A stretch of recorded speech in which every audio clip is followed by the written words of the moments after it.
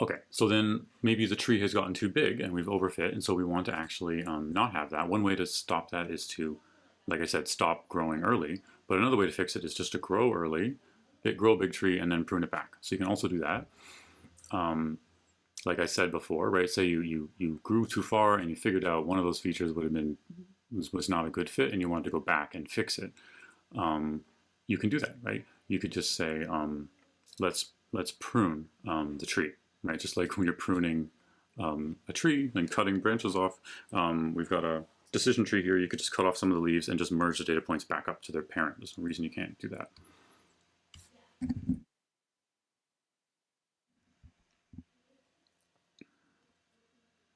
Right, this is just motivation. So a basic algorithm for doing that is just to say we're going to grow a full tree down the whole way until we get to that minimum purity level, or maybe there's a very few number of data points. And then once we're down there, you could say, let's take these leaf nodes. We haven't decided to split them or not. We've got some number of, data points. I don't know, we're going to say these are nodes N and J, so they have some data set. So we're just going to merge these, or we could compute the cost. So we're going to talk about the, you could, like that cost you have. So when we talked about the change in cost by removing them, you could do the same thing just to say what would add them, right? So we'd have the cost of the whole tree currently, because now we've got a tree with all the nodes, right? I guess N is the size of it, but remember in each one we've got an actual data set. I'm calling these DJ, DI, whatever, is like the actual set of the things. Before we were subtracting, so now we could just have, the sum over all the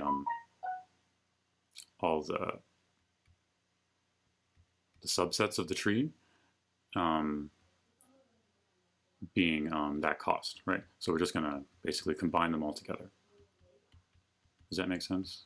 I did it out of order a bit. But so our current cost of the whole tree right now is this sum of the costs of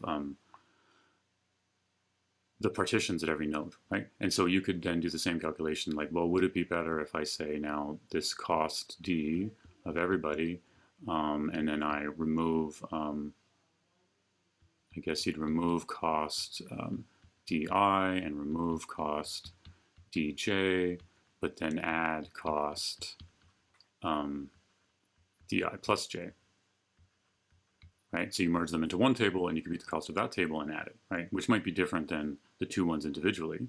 And then you see what this difference is, right? And if, what we say the rule is here, I guess we do the same thing, right? We say if this change in the cost is, now we want the cost to go down, it would improve the entire tree, right? So if this change in the cost is greater than some threshold, then we could implement this change, right? And so in that case, we would take these guys and then replace them with just a single node, which we'll call new something else, right? Right, so you basically remerge them. It's not more complicated than remerging the nodes that you had already. Does that make sense?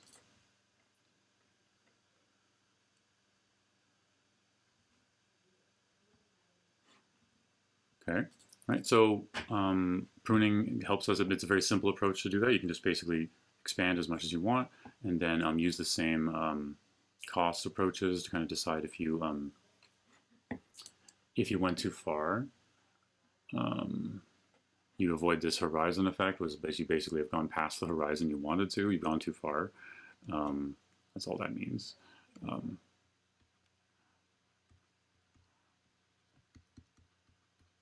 So you have to roll it back a bit. It's obviously more expensive, right? So it's going to cost you again. So now not only do you have to grow the tree, but you also have to compute all these things for pruning it, right? So it keeps adding up all these computations.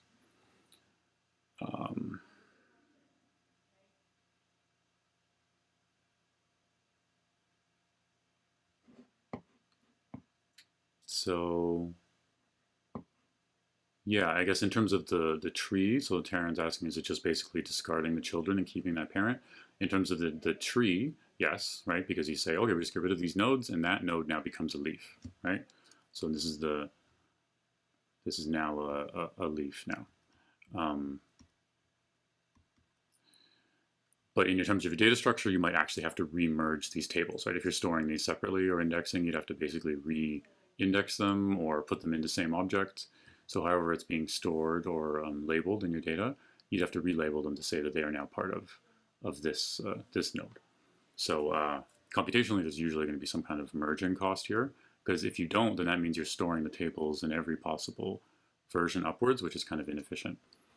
But we're not really worried so much about the way it's stored here, because there's so many ways to do that, and it's those have mostly been worked out now. The computation, like the software way to represent this and stuff, those are in the libraries and everything. So I'm more interested in you guys understanding the algorithms and the theory behind it and how they relate. So how do you know whether you should use decision trees versus some other thing, right? And if you're using it the right way. So what is cost D?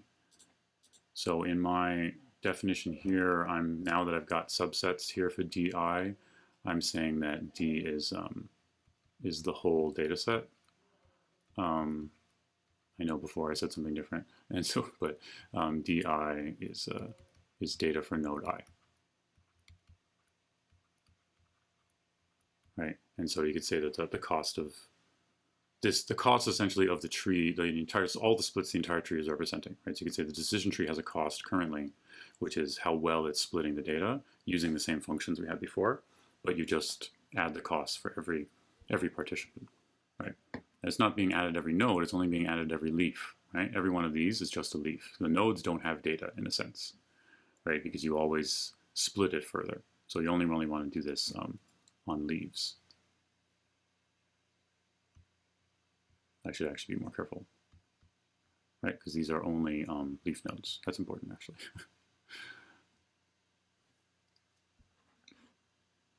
Great, what time is it? Oh, okay, we're getting close. So we'll finish up on cart. I think we can finish these slides. So this general cart, remember, it's classification and regression trees. You could also see them, and again, this is coming a bit before, so maybe we'll come back to this later, but we'll talk about kernel functions later. So we talk about, in what I'm talking about here with this, like, descriptions, decisions, which are just, feature I is less than some value k, you could just talk about it being mapping a general function that maps points to other values.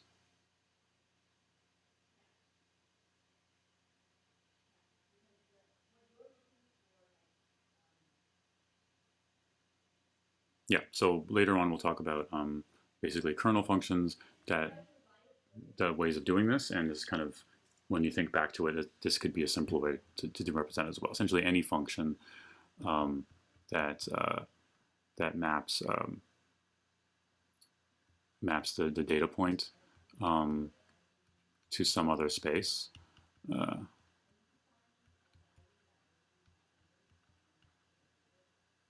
And then we use that output to give us a threshold. So in practice, we're going to have these kind of less than, greater than functions, but we could generalize it. And this puts it in the same category then as like related to support vector machines and neural networks, because you can use these kernel functions in a lot of ways in those other algorithms. But basically there's two different parts, right? There's this drawing the tree part, so there's growing the partitions, and then there's having a function that determines what class this thing's in, right? And they're actually separate things, right? And so you can mix and match them. So once you've got algorithms to learn trees, the thing you're using for classification in the middle doesn't have to be a tree as well. So these are kind of the classic algorithms. If you use decision tree on scikit-learn, I don't know if we'll be using ID 3 or C4.5, but there's a couple different classic algorithms for doing that. This one's good for categorical, like nominal data. So you're trying to do classifications. You can't just order them. So it comes back to this, like, how do you choose which feature to use, right? So there's different ways to do that. So ID3 is one of these classic ones, and it works quite well, but it doesn't want, it tries to not over spend too much time maximizing, but still give you a good choice, right? So it goes through all the features you haven't seen yet, kind of in order, figures out the entropy for that feature, and then picks the one with the smallest entropy, right? So you're looking at all the features that are still available that you haven't used, and then you pick them with the smallest entropy, and you pick that to split. And then it just picks, I guess this one didn't do binary, right? They split on all the values. Since it's a categorical one, if you've got, a bunch of categories, so you got all those job positions, it would split on all those values and gives you a big wide tree. And then you go through all the subsets and grow the tree further. And it stops at those basic times. So obviously when all of the elements in a partition are in the same class, it stops, or when it runs through all the features. And so it's not really, like the question before is like, can we reuse features or keep going? In ID3, they wouldn't, right? They would only use the features once, but they would go in each order and think very carefully about which one to use, right, at each split. And then once it's used them, it would stop, right? So I guess along each branch, it would have its own split, but you'd only pick the features in one ordering. I don't know why computational cost. I guess it's good computationally because it only does it one way. It spends all its time picking, but then it's done and there's no backtracking or anything. So it's not like I said, you're never going to have an optimal one for this, but this one's a powerful one to go straight through from the beginning to end without backtracking. C 4.5 was kind of an improvement on that and is more popular. So I think in scikit-learn, this is the one they would use. So they take that algorithm and they grow it like ID3 does, but then after they're done, they do pruning, like we talked about. And then it also allows basically to have missing features that you guys are talking about in your assignment, right? Replacing missing features or trying to fill it in with something. In a decision tree, you don't have to. You could just say, well, let's put a value of question mark. I don't know what its feature is for that one, and just split on something else, right?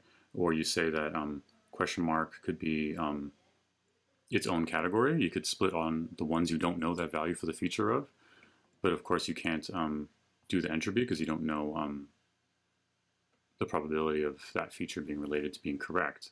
You just know that you could have a category of unknown in the tree, right? So C 4.5 kind of handles that as well. It combines these together. So these decision trees are a very kind of general form. They can fit kind of any function, but they're kind of costly to build perfectly, but simple in a sense to understand because it's recursive. And it's interpretable in a sense, right? This is one of the last models we have that can be interpreted, right? Because once you have a data set, you can say, well, okay, this feature was less than that. These are people under 21, income over some other level, living in a certain neighborhood. It's readable, right? You could turn that into a language sentence by just reading the rules off. And it connects to these other methods like neural networks with kernels we'll talk about later. I talked about that it's universal, but like I said, hard to actually get perfect. And then they can handle kind of mixed data, which is good. So the drawbacks of this form of it, right, is that it could easily overfit, right? We're going to try and get data points that are all in one label, one category, so we're just going to overfit the data sometimes. And you can imagine that it's a bit unstable the way we've talked about it now, right? We're growing one tree. What if your decision 5 levels down wasn't the best decision and you want to go change it? Or maybe if you increase the threshold from k to k plus 3, would it be a completely different tree? Would the cost be different? So it's a bit unstable that way. So stuff we'll talk about tomorrow helps deal with that. And they're a bit slow to train, but slow, old days slow, not today slow, so not really. And a decision tree alone can't compete with these other things on neural networks, but the things we talk about tomorrow when we add randomization can, because then you're going to deal with a lot of these problems by growing many decision trees. That's essentially the short summary of tomorrow's lecture is, what if you had many trees and you just grow lots of them randomly in different ways? and score them in different ways by having many random trees. But then obviously you have to figure out how to merge them and all that. But all the algorithms from R essentially come down to that. But they're very powerful because the tree itself is a very useful idea.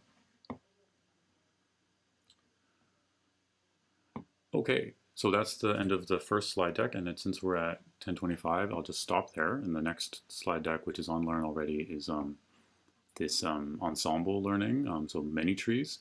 But maybe I'll just give you guys any chance to have any questions about this. Rowan had a question about small entropy. Seems like it would give us a small information gain. Small entropy.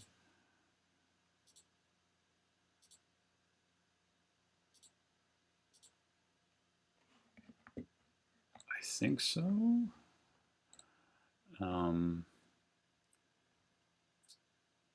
If your cost function is entropy, then basically you could talk about that. Where is it? Choosing split value. It's like maximizing the information gain of the split.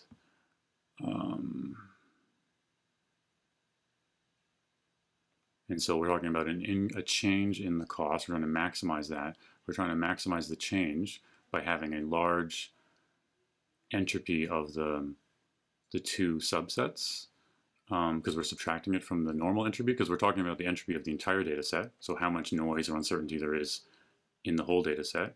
Remember, if we had every class, if every leaf in our current tree had only a single class, so we were perfectly partitioned and every leaf had data points that were all the exact same label, then we'd have an entropy 0, right? Because there'd be no uncertainty. So we don't have entropy 0, so what we're trying to basically reduce it. So we say now, if I subtract out the entropy of these new ones, what's my entropy for the whole data set? Yeah. Minimum classes? I don't know what minimum classes means. The entropy is more about we're using it as a cost, right? So entropy means uncertainty, right, as opposed to probability of something happening, uncertainty of your uncertainty about the different events. So how many events are you basically have a low probability guess about. And so you want to have a decision tree set up that divides the data nicely, and so your entropy on it will be very low. Basically, you have it all figured out. If you put a data point into the right leaf, you have a high probability of categorizing it as the right class.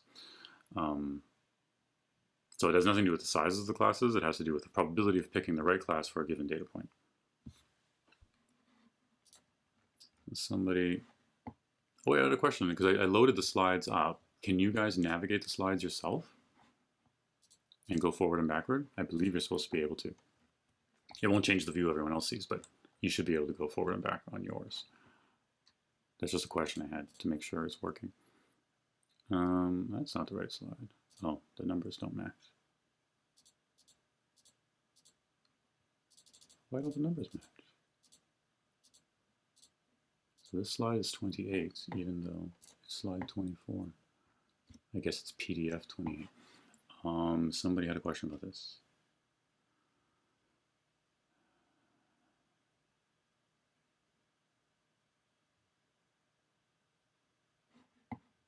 Smallest entropy. Okay. So you're asking, the question is why pick the smallest entropy? Oh, you've answered your own question. After we split, would we want to choose to split on something that is starting with high entropy? It then selects the one with the smallest entropy in the dataset split in this feature.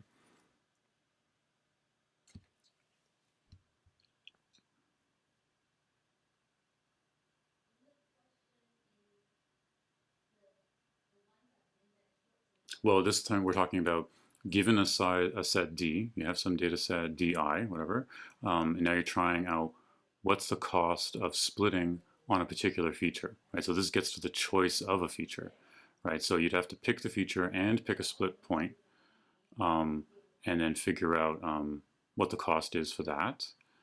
And essentially you want to pick the feature that gives you the smallest entropy on the new data sets. So I guess the largest change in the entropy. right? Because the entropy gives you the higher the entropy, the higher your uncertainty. So you want to pick a feature where you can get high certainty, right? Low entropy. You can come up with a split where it goes from being just, okay, there's two different labels in this data set and they're kind of uniform. And now I split it into two, and each of those two halves are almost all just one class. And that would have very low entropy because you picked the right feature and the right split point. So you're trying to find the one with the smallest entropy because that's the best split. But that would translate to a high um, change in cost, right? Um, as we had it calculate the screen before, it would be small entropy of them, but high cost because high change in cost because we're talking about the difference. Oh, good. I like typos. You should always tell me typos.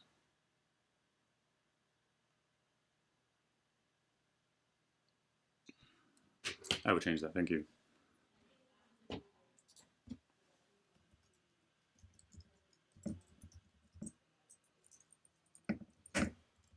Okay, anything else? We're at the designated time. Thanks everyone for coming. And we'll talk again tomorrow at 9. And continue with the rest of ensemble decision tree methods.